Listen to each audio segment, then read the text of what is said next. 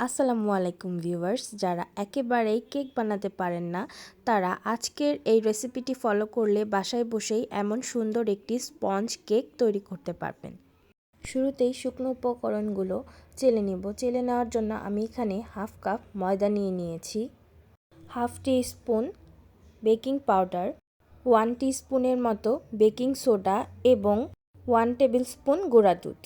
শুকনো উপকরণগুলো খুব ভালোভাবে চেলে নেব। চেলে নিয়ে সাইডে রেখে একটা বলে আমি 2টা ডিম নিয়ে নিয়েছি। 2টা ডিমের 2টা কুসুমি আমি তুলে আলাদা করে সাইডে রাখবো এবং বিটারের স্পিড মিডিয়াম রেখে আমি খুব ভালোভাবে ডিমটাকে ফোম করে নেব।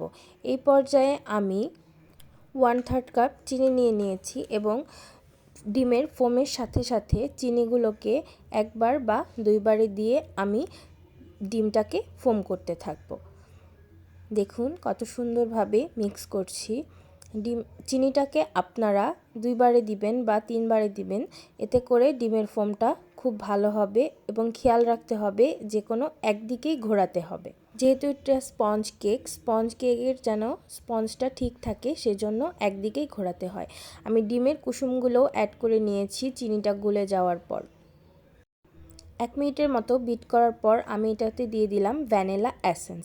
এবার ভ্যানিলা এসেন্সটা আবারও বিটার দিয়ে খুব ভালোভাবে ডিমের ম্যারাংটার সাথে মিক্সড করে নেব এবং আমি সবশেষে এতে 1/4 কাপের চেয়েও কম পরিমাণ সয়াবিন তেল মিশিয়ে নিয়েছি।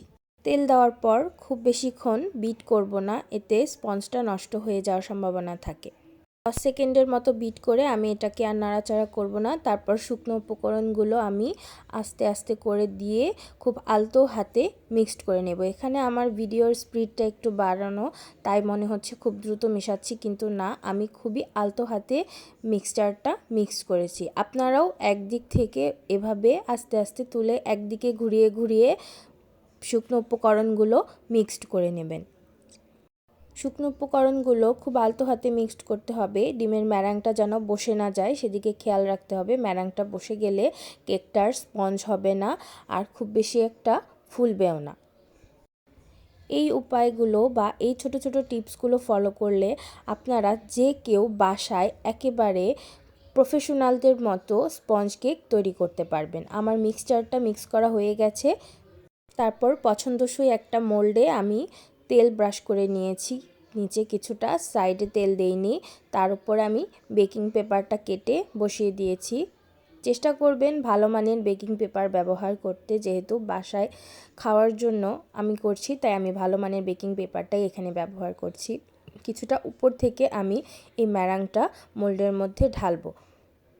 উপর থেকে ম্যারাংটা ঢাললে মাঝখানে কোনো বাবলস ক্রিয়েট হয় না এবং আমি একটি কাঠি দিয়ে এটাকে মিক্সড করে দিচ্ছি আর একটু ভালো করে, যেন ভিতরে কোনো বাবলস না থাকে, এবং ড্যাব ড্যাব করে নিয়েছি কয়েকবার যেন বাবলসগুলো ভেঙে যায় এবং সব সাইডে কেকটা ভালো করে স্প্রেড যেন হয় ম্যারাংটা।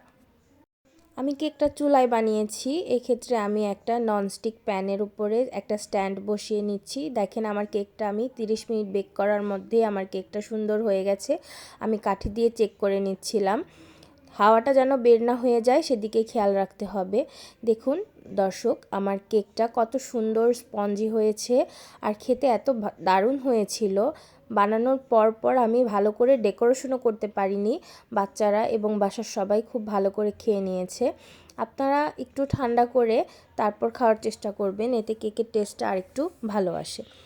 আমি চাপ দিয়েও দেখালাম কেকটা কতটা সফট হয়েছে এবং কেটেও দেখিয়ে দিলাম কত সুন্দর হয়েছে কেকটা। ভিডিওটি ভালো লাগলে একটি লাইক দিয়ে দিবেন।